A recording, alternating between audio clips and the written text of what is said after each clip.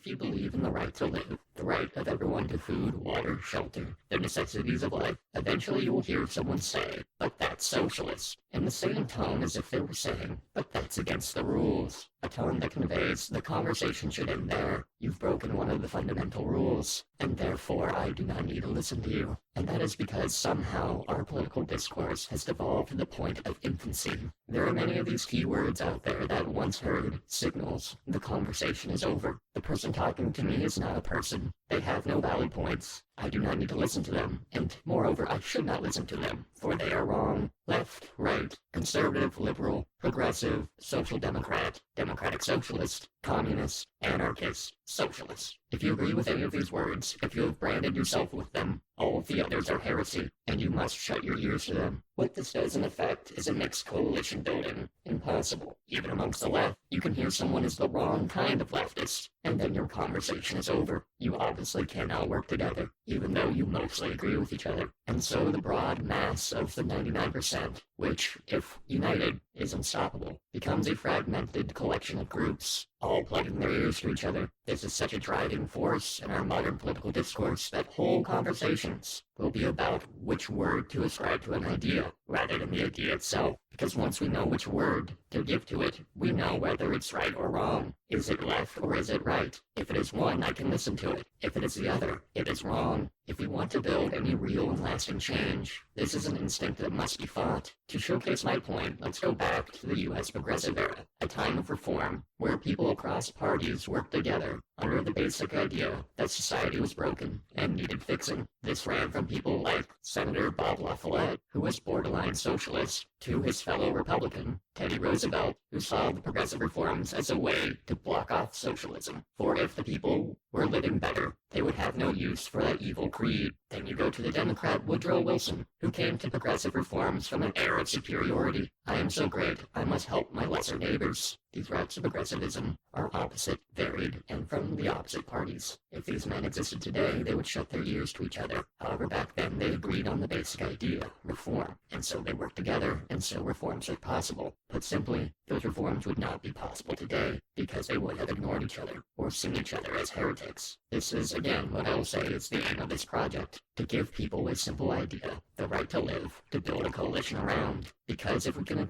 agree people have the right to live, we can work from there, and ignore our various routes to get there. And in that way, the 99% can form into one, and make real and lasting change.